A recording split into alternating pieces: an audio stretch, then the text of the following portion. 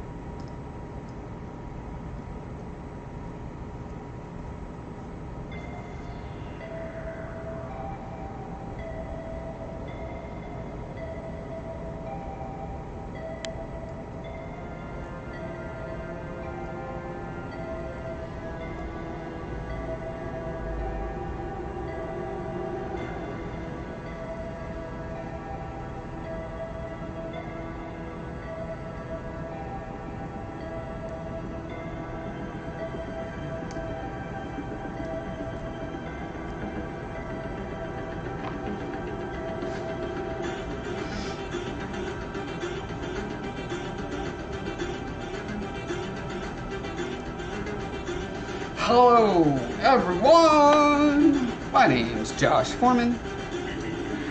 I'm an occasionally creative, often crafty person. I make stuff like this delightful character. His name is Scola. He's featured prominently in my second novel, The Scarred King, Book 2, Journey. Can you guess what it's about? I'm going to give you two guesses. That's right, it's about a journey. And you know what? It's full of maps of the, that the titular journey occurs on, items and things that they find, interesting characters that they meet, and let's see, I'm just gonna keep flipping. Oh yeah, and sometimes they fight monsters and stuff. So it's a fun fantasy adventure, rated approximately PG. I know someone who's reading it to their 8-year-old and maybe 6-year-old, and they're loving it. It's not made for kids, but kids do love it, which is, to me, the best kind of story. All right, so here we go. I'm trying to remember, I think last time I was with you guys, we were doing the icy background of these letters, which is now covered by rubber, so you can't see it. I really love teasing a thing and making you think you're gonna get to see some awesome thing, and then you just don't get to see it. You'll get to see it eventually. So what is this? you ask? This giant, like, chocolate chip cookie looking thing. Well, eventually it's going to be mostly black, well, very dark gray, with black, like, obsidian chunks. That's what all these little holes are going to be. And one thing that I haven't done recently is actually put my character here. Let's get him in place. Okay, looks like I need to do some more trimming on his little peg. Every time I like reprime and do other stuff around it, it kind of clogs up and makes it so he can't stand on his little peg anymore.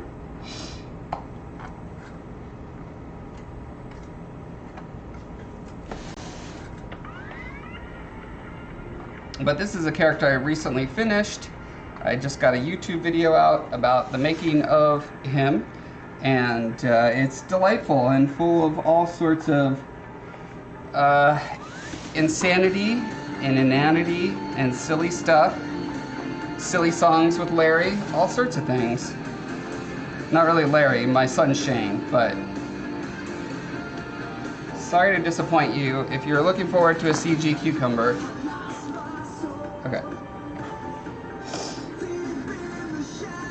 How are we gonna do now?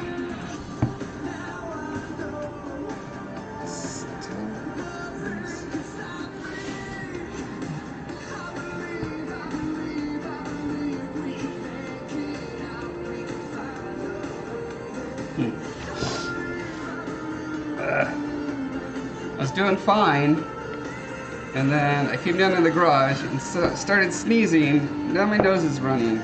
You guys, cut it out. We've got art to do.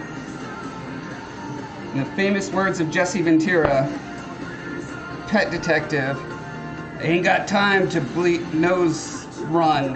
I ain't got time for drippy nose.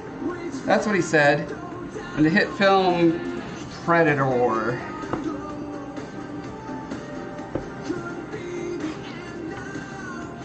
Jesse Ventura, the Pet Detective. Has that ever been done? Has anyone done a mashup like that? And if not, why not?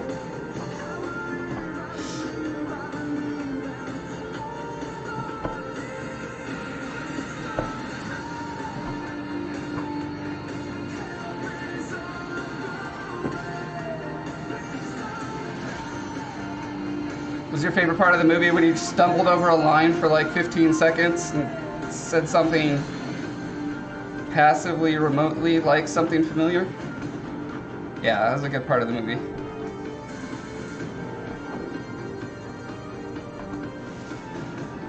And then right afterwards, he blew his nose. He got out like a big embroidered. What is that called?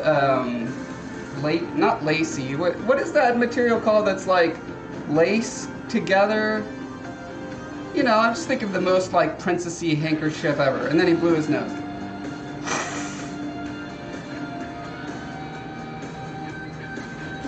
That's what I'm thinking was the best part of that movie. Okay. Now maybe we can do some work. Huh. Just does not want to stay on that peg. We're going to call it close enough for now. Okay, because one of the things that I wanted to sort of work out with him is also I have these. Are they over here? Yes.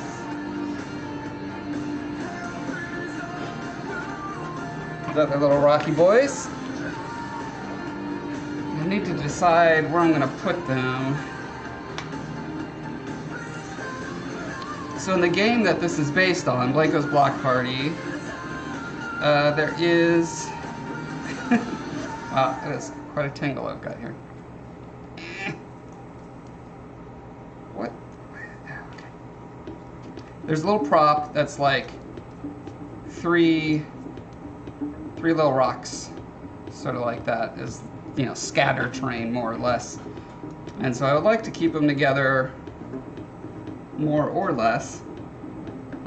Although I do have the option of like maybe putting, you know, one over here and then like two of them over there. As I'm looking at the composition, I'm thinking that might be cool. The really annoying thing is like a lot of the composition is impacted dramatically by the glowy lights emanating from the logo, right? And it's like, it casts really cool like rim light over things, like the figure. That's one of the main reasons it's there, but also on the terrain. And so I'm trying to think through like, you know, if the rock is here, it's gonna get like, composition. I'm thinking composition right now. I think I can. I like having them on these little stems right now because it's very useful for painting and further little bits of sculpting that I want to do on them, but I also really want to place them. I guess if I leave the stems long enough, I can use my little clippy doodle. Where's clippy doodle? There's clippy doodle. All right. This guy helps me when I want to write a resume. All right. Yeah, so I could just have it stick out X amount and just have it in there for painting. Okay, we're good.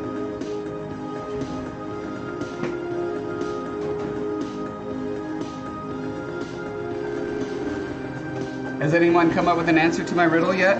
What is the thing that I'm thinking of? It's like lace. Oh, I was thinking of the word doily. That's what I was thinking of. Doilies are made of lace, yes? Is that true?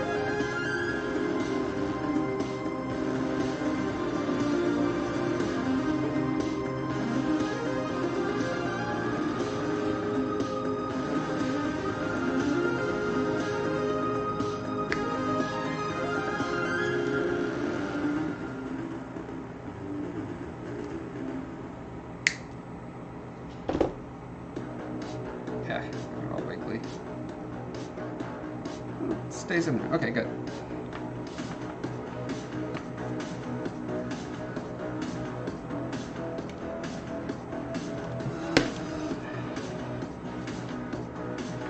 I was thinking maybe large and small over there, and then medium over here.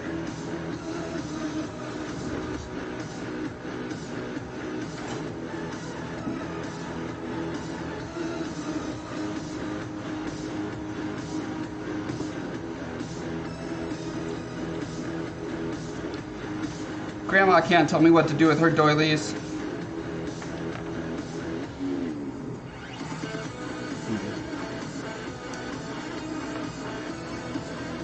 I think maybe large there, small up here.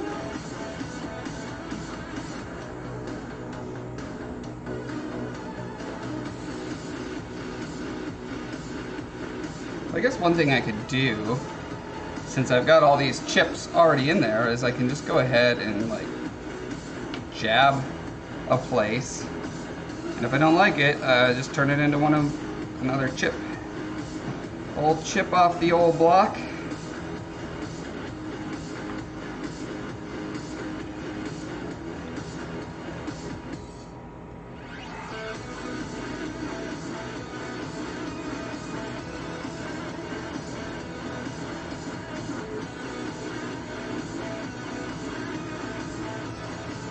But imagine if Jesse the Ace Ventura was out hunting predators, and he actually used doilies for all of his, cloth needs. Like, he gets a bullet wound and he just like cinches it up with a doily. How cool would that be?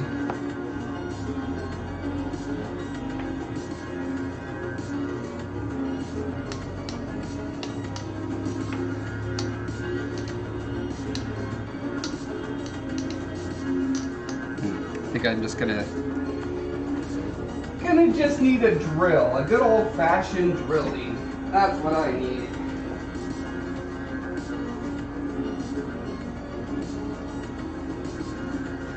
There's my driller.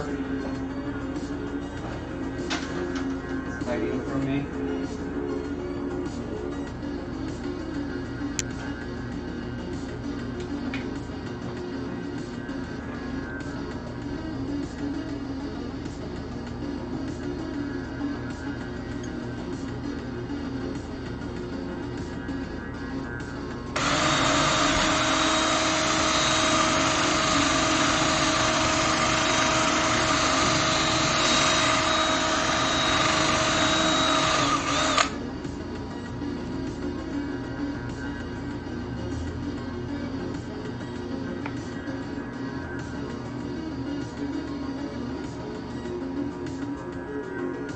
If I want it that separated or if I want it tucked in there more. I'll start with there.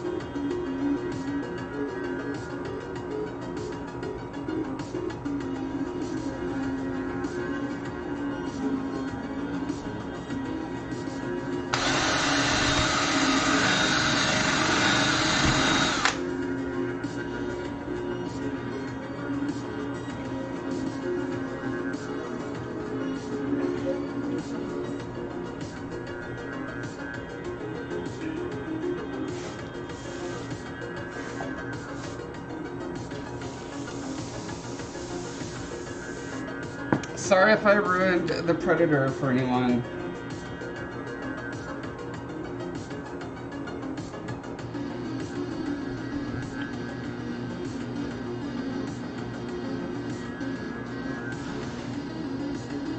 Yeah, I think that's a nice distribution. Still not super confident about this one kind of hanging off the side, but also that's kind of like not uncommon in the game, so I'm gonna go with it until it bothers me too much, and then I'll stop going.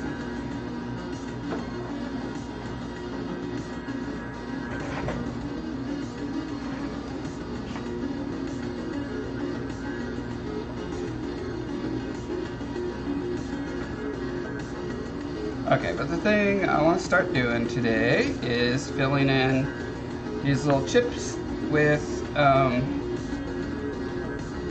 like the intended design, which is little obsidian chips. Chips in the dips.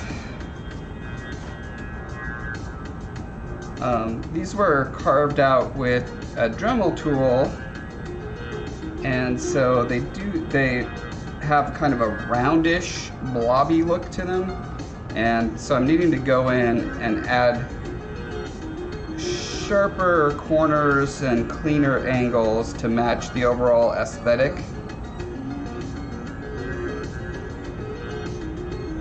Haven't quite found the right tool for that. I've been experimenting with this chisel, this one,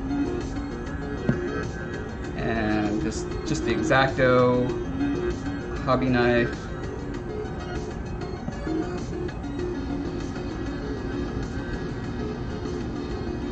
Depending on the size of the little chip, some work better than others.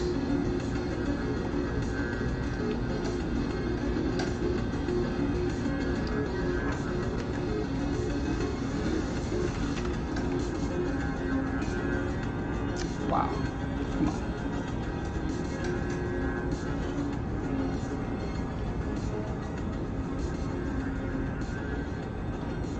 So for instance, this is just like a very round little blobby boy, and I would rather have him be somewhat triangular or square-ish.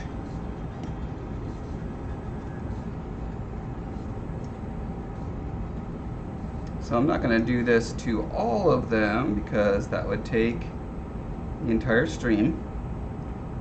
And I want to spend more of it doing my little sculptural process than just kind of a repetitive, you know, edgifying.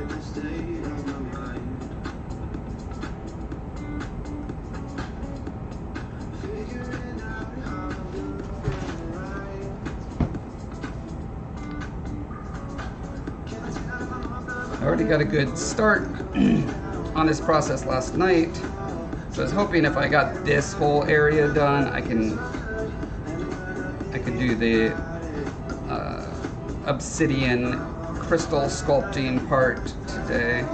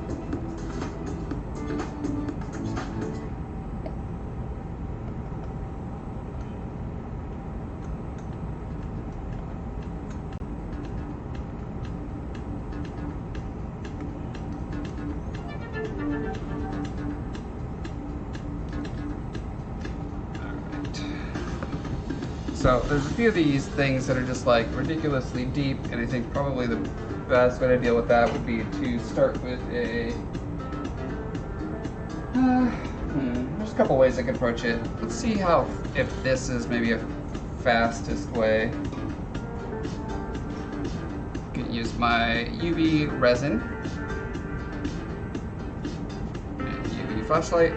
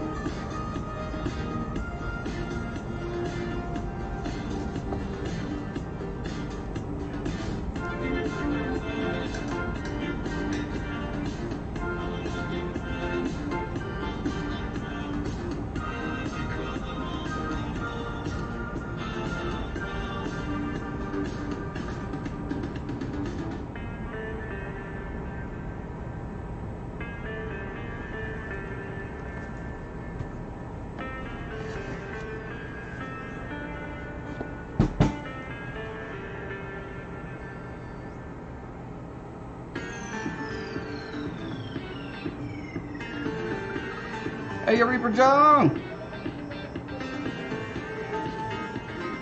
How's things going?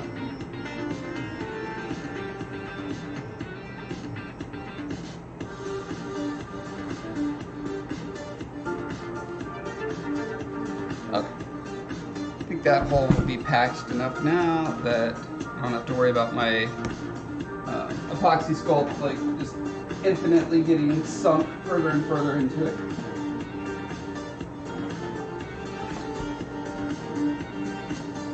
And so this is what we're going to use to start with the epoxy bits. And you know what, actually, now that I'm thinking about it, I probably want to start back here just to be sure that what I'm doing is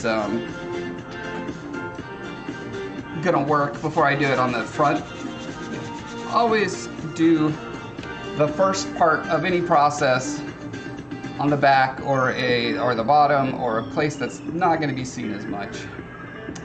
Just a good rule of thumb to live by.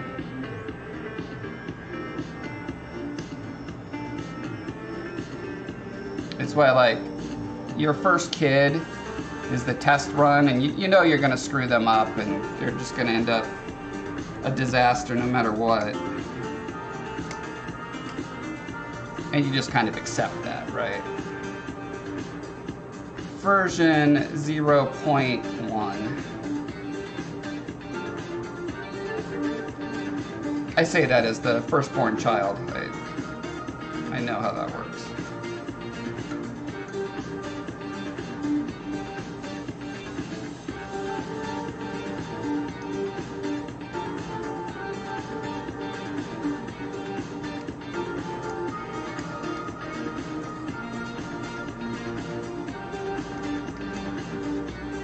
So these, I have not really done this sort of angular-ish stuff on them, but again, it's the back, so I don't care that much. Just finding a few that I can go in and establish that to make sure that the process I do back here is going to work just as well in the front.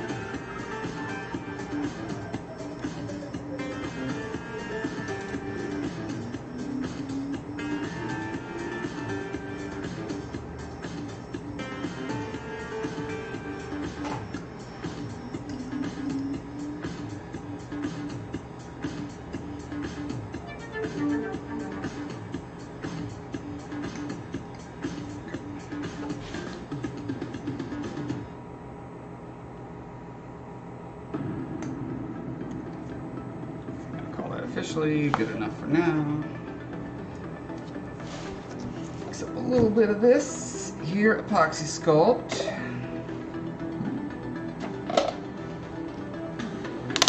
I've got black and I've got white. I'm going to be mixing probably about 50-50.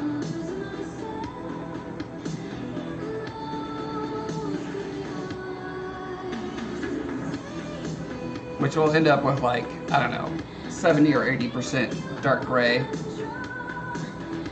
When I do the final paint, these little black spots are going to be, you know, glossy obsidian black, but when you're doing the actual, like, sculpting part of the process, it's more useful to be able to see what you're doing better, and things that are, like, pure black are kind of hard to make out.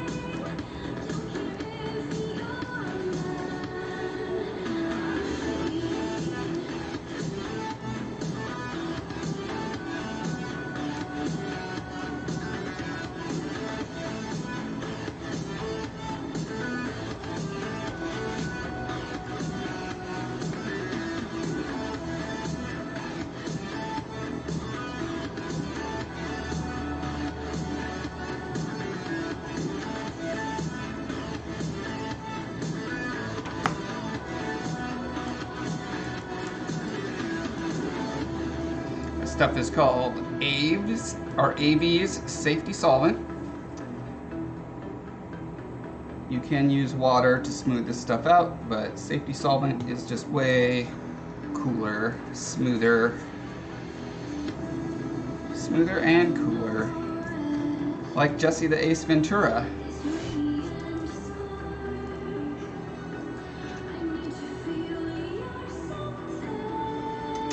And his doily napkins.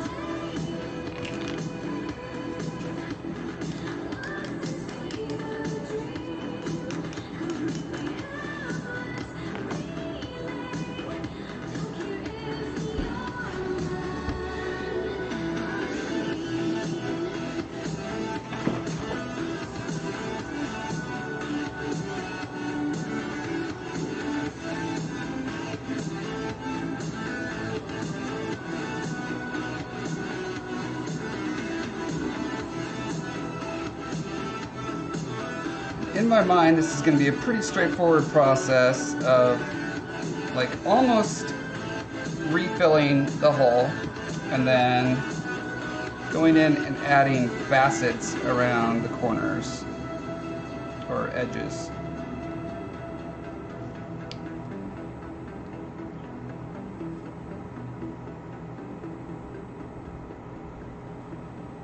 Might be better to do it with a hobby knife. I'm not sure yet. And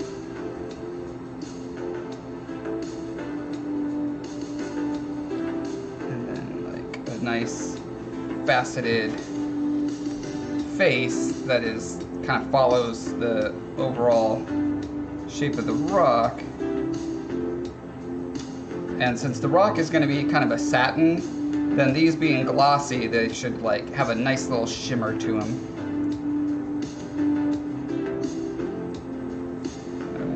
Let's just do a test here. If I just blob these in.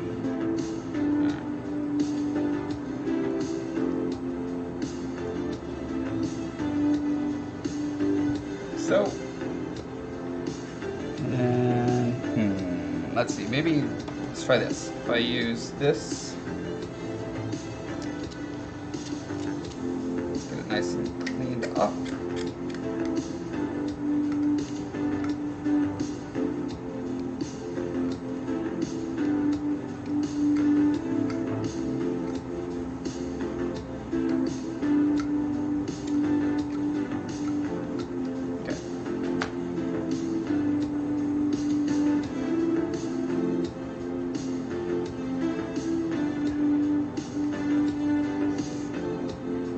I've got my little bit of safety solvent. I'm just dipping just the tip. You know how it is. You want to dip just the tip, and then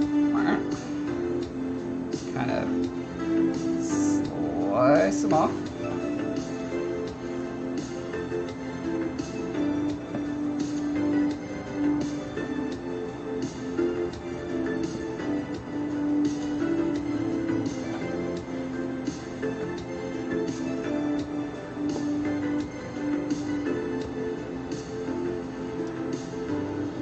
Might actually be better to scoop these rather than slicing them. I'm gonna try that next.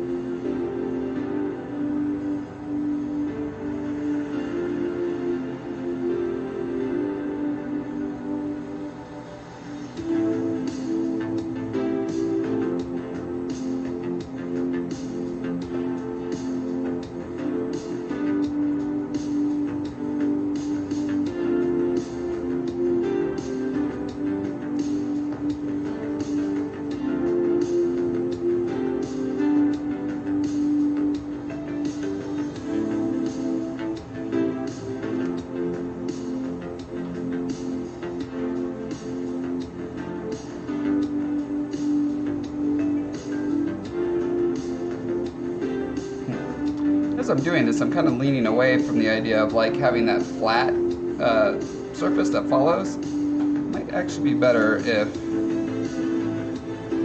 the facets stay at unique angles.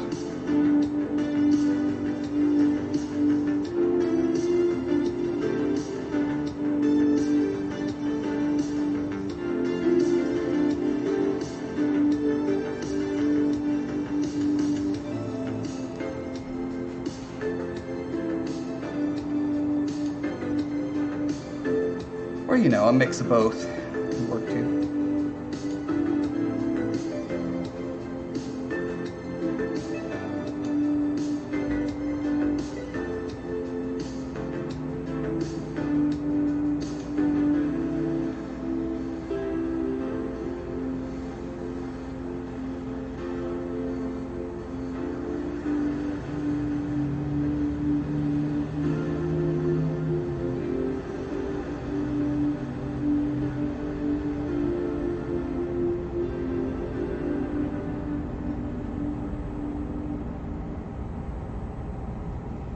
Yeah, I think I'm liking this.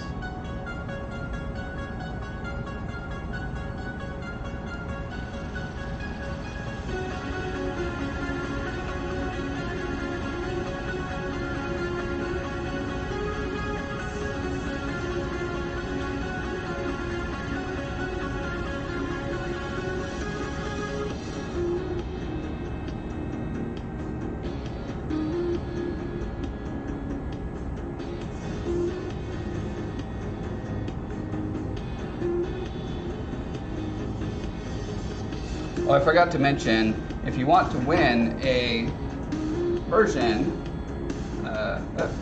there he is, a little version of this guy right here, go to Josh Foreman on YouTube and watch my latest video. I've got instructions for how you can win.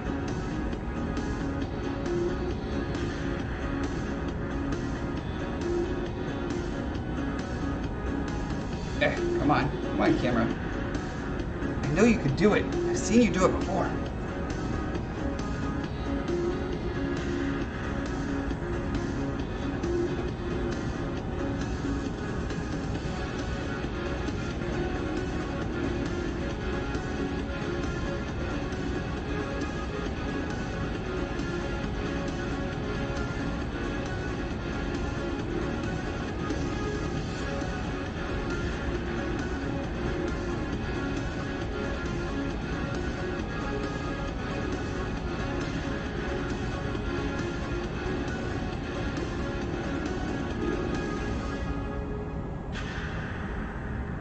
This is definitely not doing anything to get me away from the chocolate chip or raisin or walnut cookie look, but also this is intended to be kind of whimsical and toy-like, so I don't think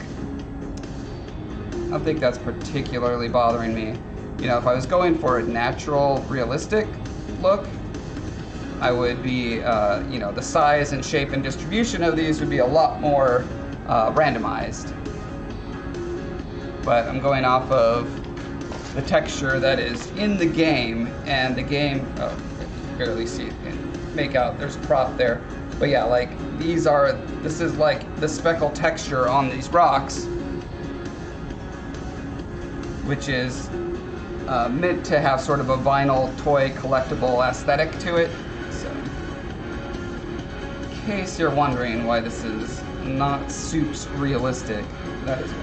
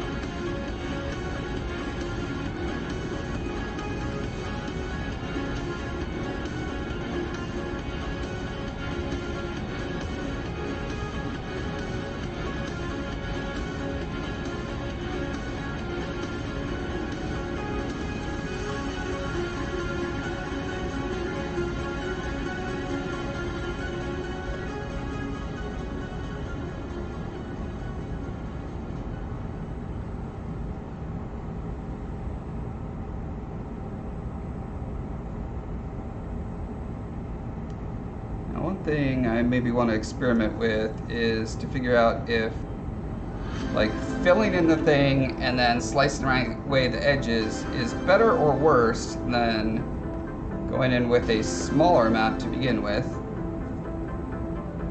Like just putting a little booger in there like so, and then shaping that down towards the edges. Looks like, as suspected, it is a little bit more work to do it this way.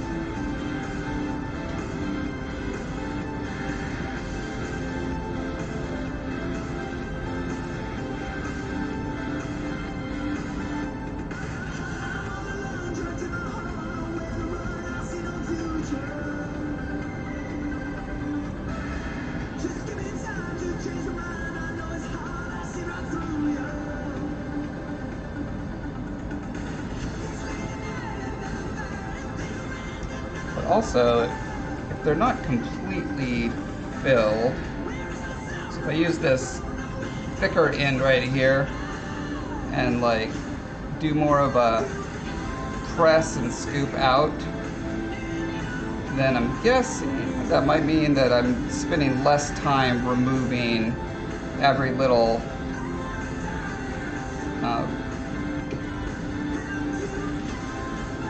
let's see, after every stroke having to pull extra material off of my tool and put it elsewhere, because that's another thing that's just kind of slowing me down.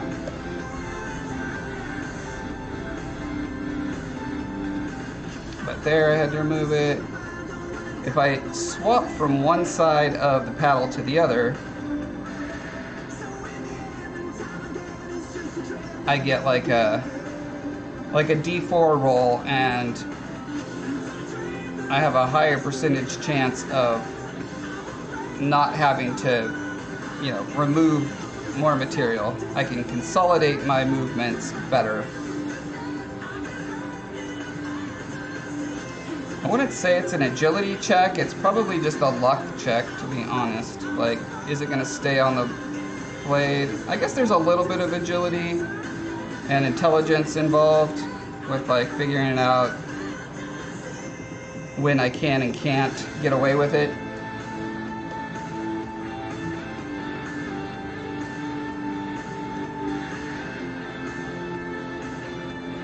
Dexterity, really, rather than agility. My bad. If your system accounts for dexterity, that's what it is.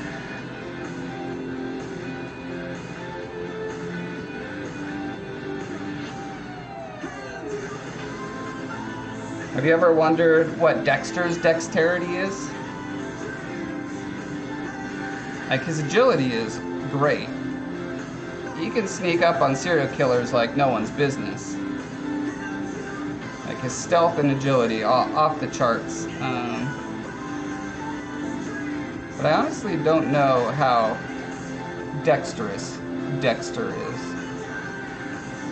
Speaking of which, there's a new season of Dexter, isn't there? I've not seen it. I've seen all the others, but not the latest.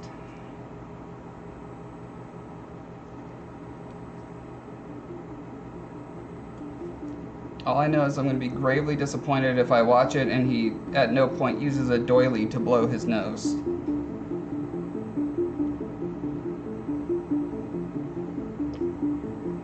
Zero stars if that doesn't happen.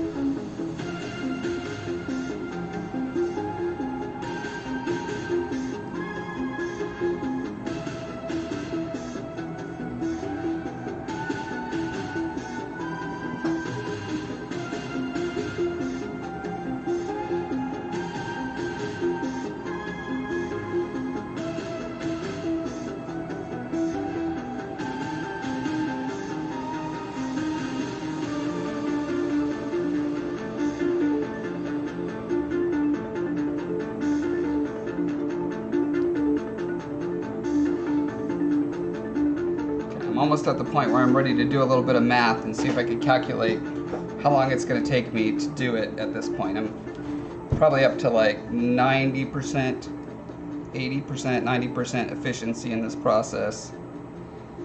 Once I feel like I'm at close to 100, then I'm going to say, I'm going to time how long it takes me to do, say, 10, and that'll give me a good average, and then I could spend half an hour counting all the rest of the holes so that I'll know how long it's going to take. Seems like a really good use of my time.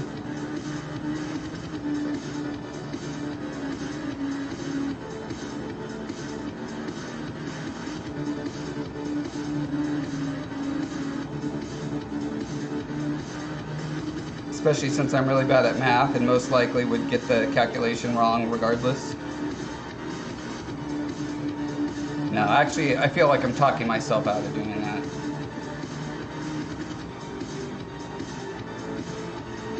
Sometimes it takes a sardonic, cold, self-deprecating slap to the face to change my directive, to pivot properly.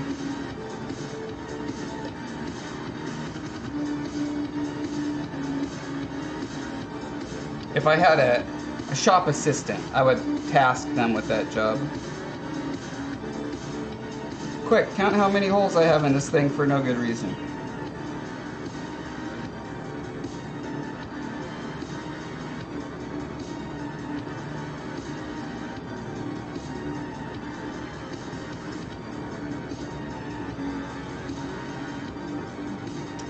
Better or worse than Mr. Miyagi having Daniel-san wax the car and sand the fence and paint the blinds and ruffle the shirts.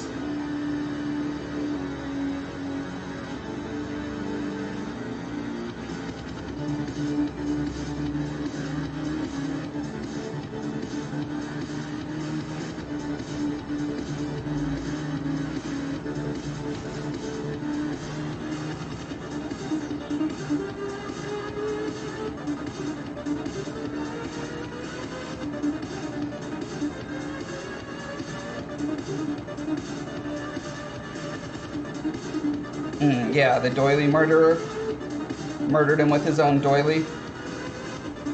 Definitely the best season. I actually have a video on my YouTube channel of me being Dexter in the Cutscene Subversion Project playlist. It's pretty intense. Set up my kitchen as a kill room. Got the plastic over everything. Took a blood sample. And best of all, it's all done in first person. So if you want to know what it's like to have me Dexter you, you can find out on my YouTube channel.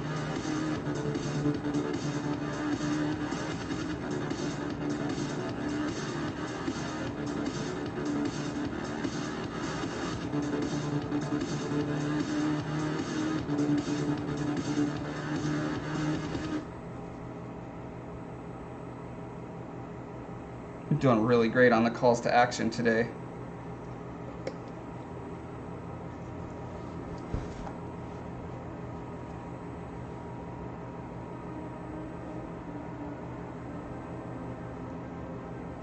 You're welcome, world.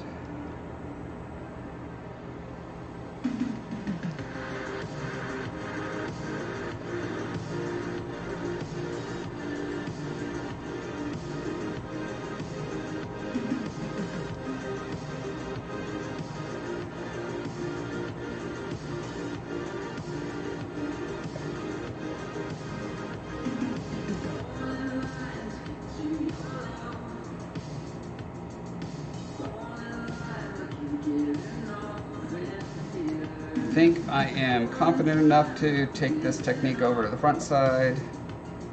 It's going to be a lot more fun and interesting to look at.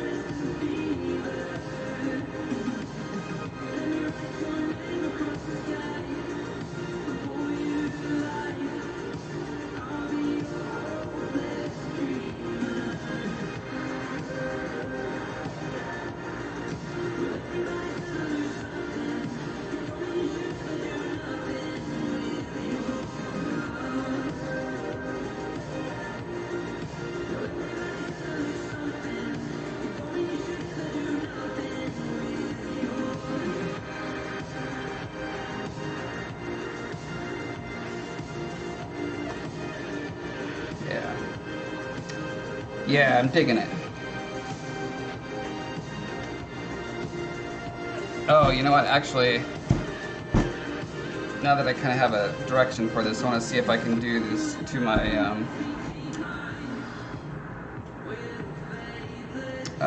logo.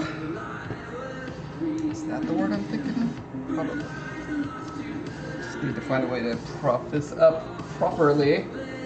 Properly prop it. Heavy. This. Okay.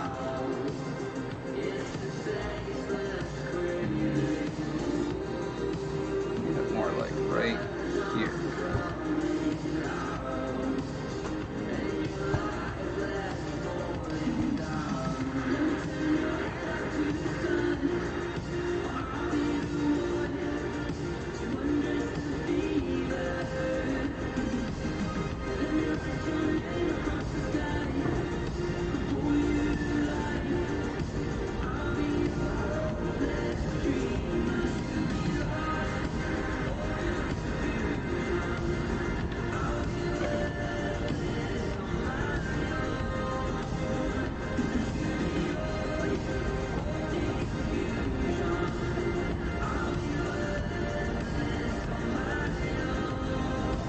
Wow.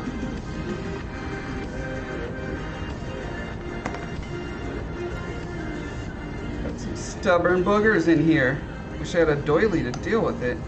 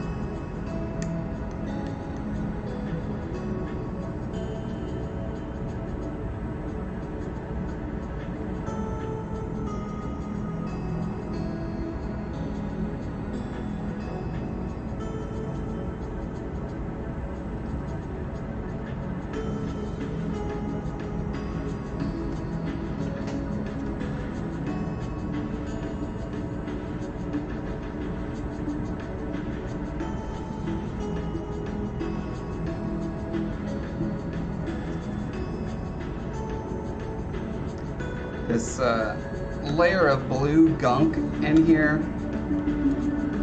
was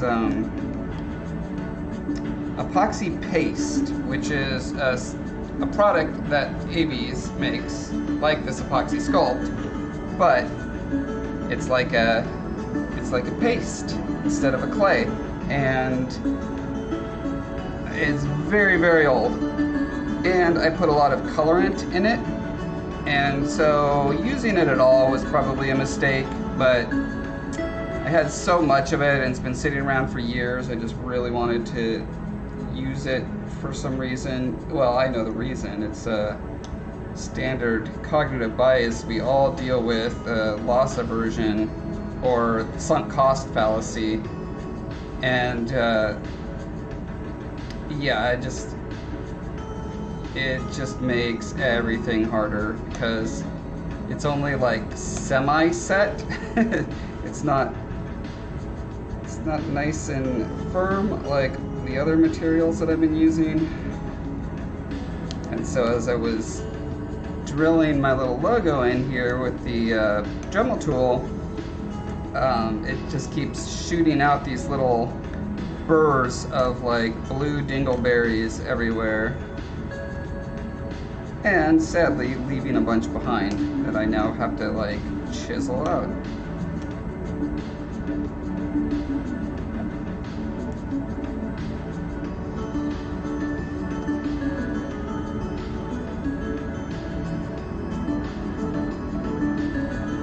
I don't have to get them all out because I'm going to be covering this with epoxy clay, but the more it's out of the way, the more I can count on being able to get the little faceted shapes that I want to in here.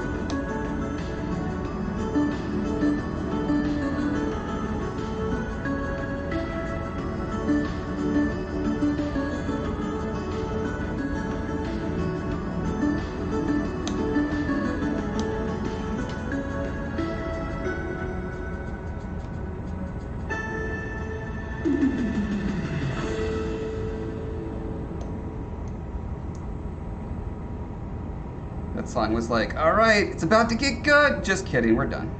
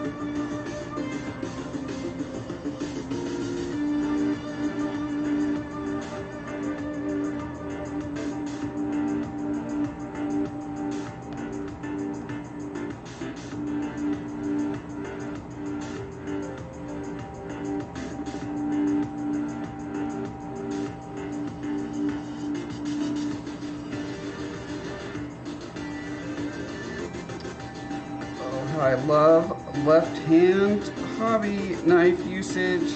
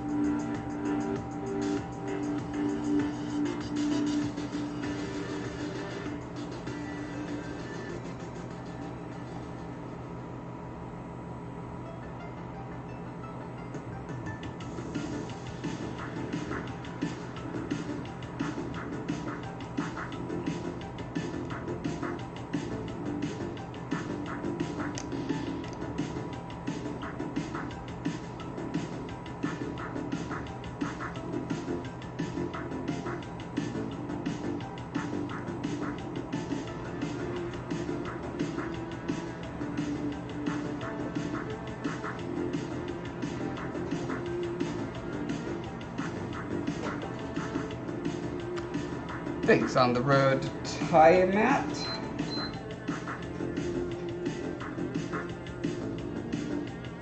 Tiamat?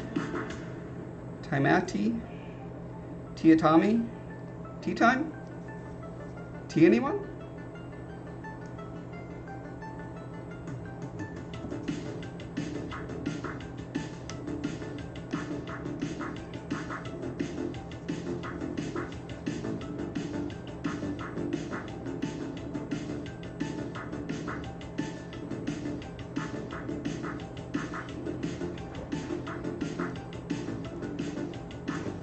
Doily, yes.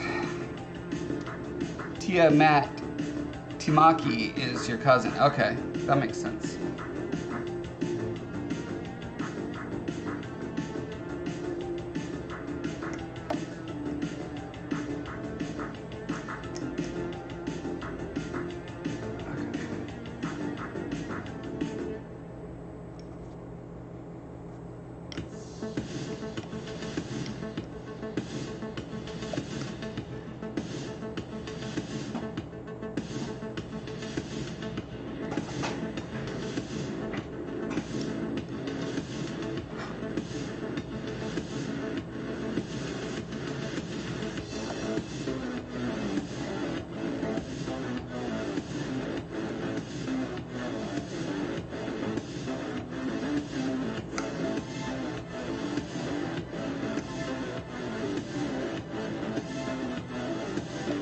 Really don't want to waste a lot of time on dumb little signature.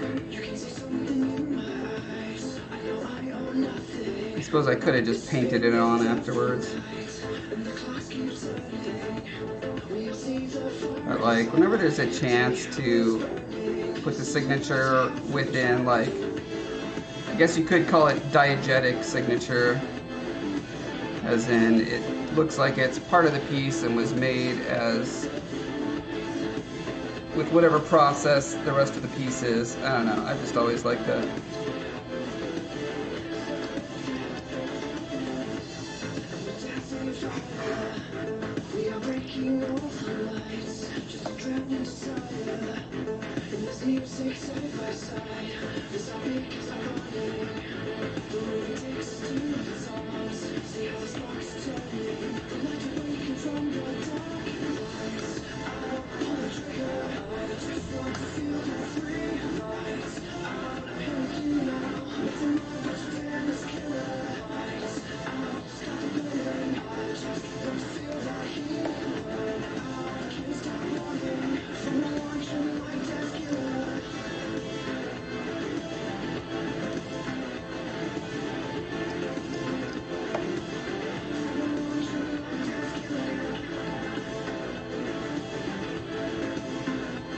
Alright, it's good enough for the carbon part. Let's get our little bit of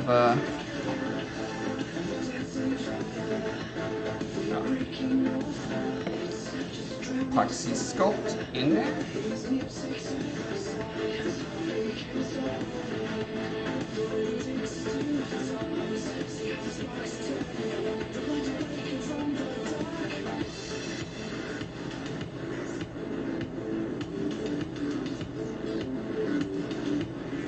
Wow, okay.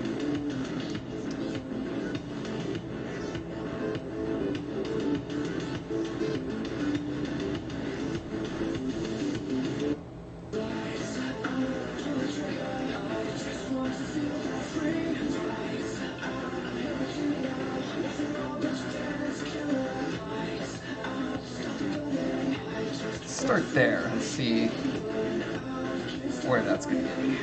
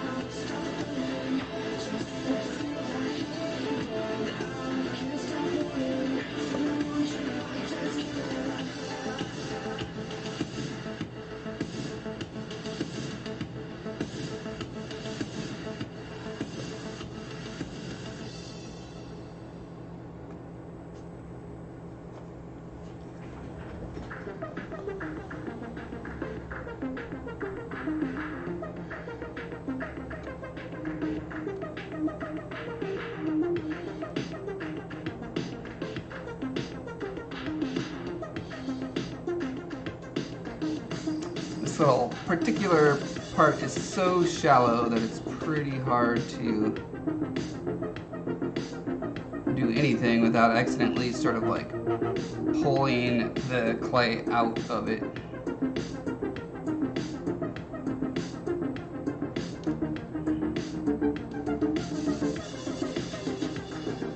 Next time I'll just make my signature be like as big as the entire back of that thing.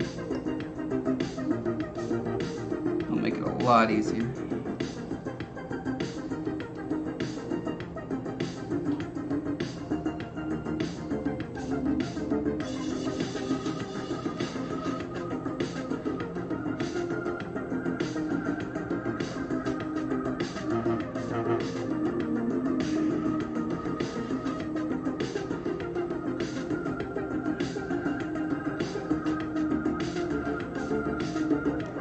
Also, 2022 is probably my least favorite year because 2s are a really annoying number to make in my signature style.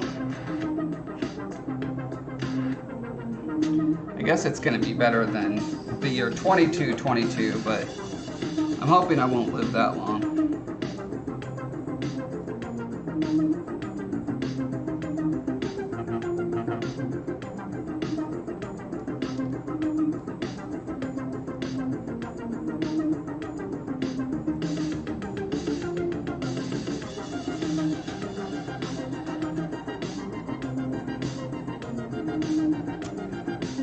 You know, I keep being tempted to want to make a mold out of this, but I think the cost of materials to do so wouldn't really make it worth it. This thing's pretty big.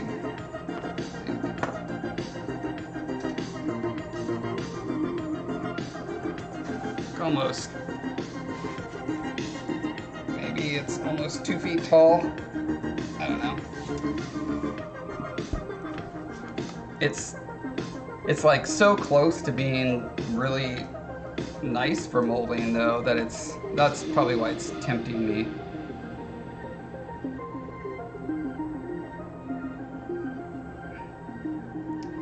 I guess if I did a rigid mold with out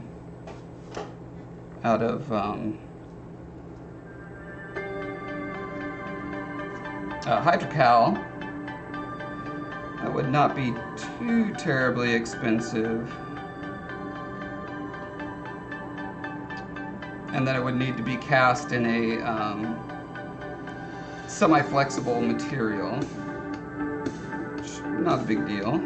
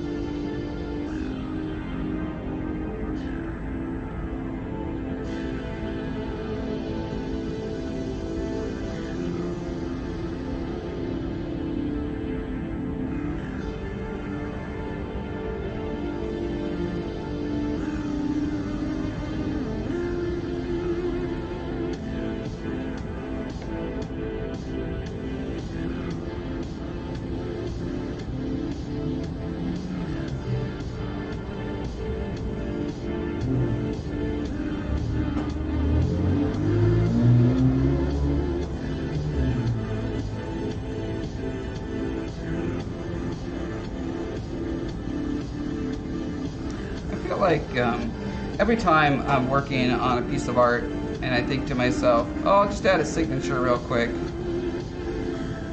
it ends up adding like another 5 hours to the project. I need to just stop signing my work. That's what I'm thinking. Never worth it. I know who made it. Usually. I almost never forget.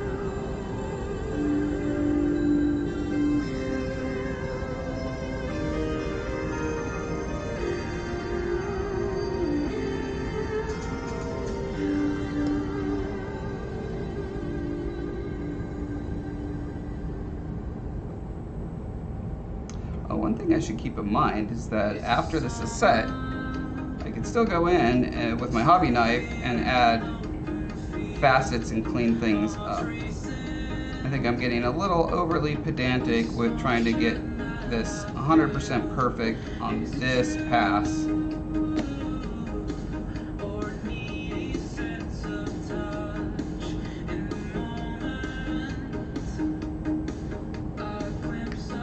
This is a debt that future Josh can pay. Present Josh doesn't need to take care of that.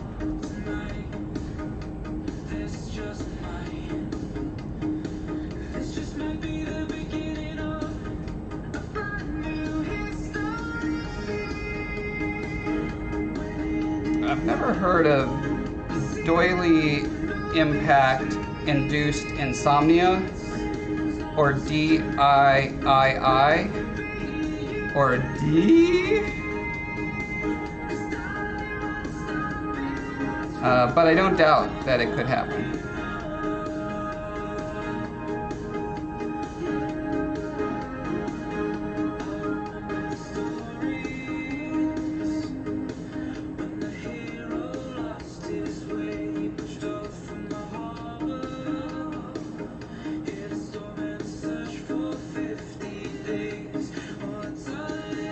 Yeah, I think there's a lot of like little annoying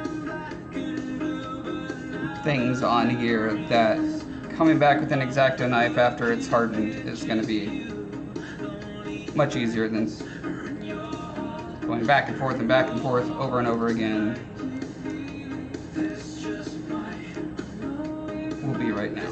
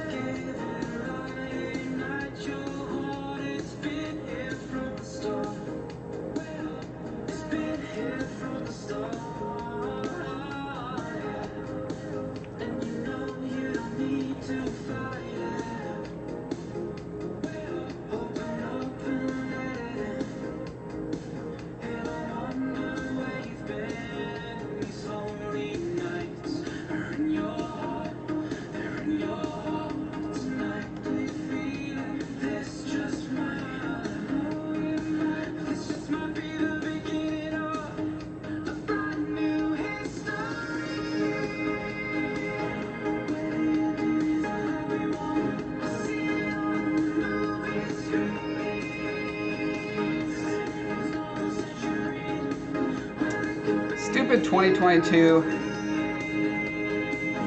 I mean, not that 2021 was much better. I really like 2020. That was a nice number to put on art.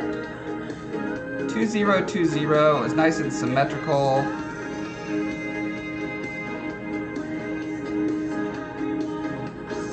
It just sounds fun to say. Granted, it was a terrible year for many, many people.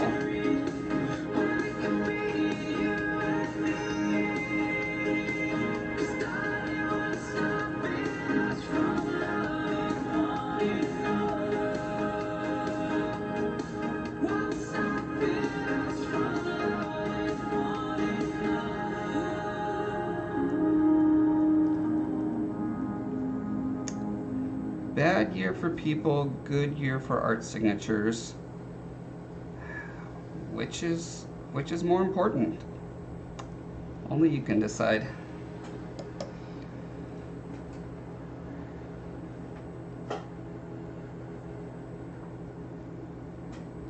You think there have been studies on DIII? Did I get that right? Doily induced. Wait, what was the word? I want to say, oh, it's amnesia. For some reason I had insomnia. Doily-induced insomnia is a totally different thing. I imagine that happens when you're actually making the doily and you're like really excited about the direction your doily is going. You just can't sleep. You're just laying awake late at night thinking about your awesome doily. How you can't wait for Jesse the Ace Ventura to use it in the next Predator movie.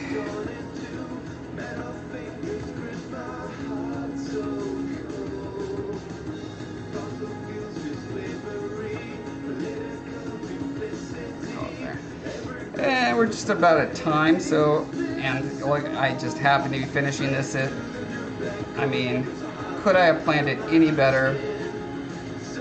Yes. The answer is always yes. But anyway, let's queue up our raid and let me get us on a little better view here for grand finale. Or in this case, grand finally. Which, granted, we're not actually at the point where I can say finally, but we are for today. So, here we've got our mythical mountain. Getting our full context in here. We've got our Foreman. Hangs out on said mythical mountain. There we go. And it's looking good. I cannot wait for it to be painted and all its effects on there and the lights on. That's going to be super cool. Fingers crossed, we'll be there next week and you can see how awesome that is. Please check out my links that have been posted there. Also, I need to get my new Instagram name because I changed it because everyone was always confused because it's Breath of Life Dev and not Josh Foreman because I couldn't get Josh Foreman. But anyway, now it's Josh Foreman Breath of Life. So we'll get that updated. And yes, that's good. Go to the YouTube channel, Josh Foreman, if you want to win a like 1-inch tall version of this guy. It's super adorable and you could win it. And that's good for now. I will message you, Quindy, with the new Addy. Have a good one, everyone. I'm going to sculpt this out.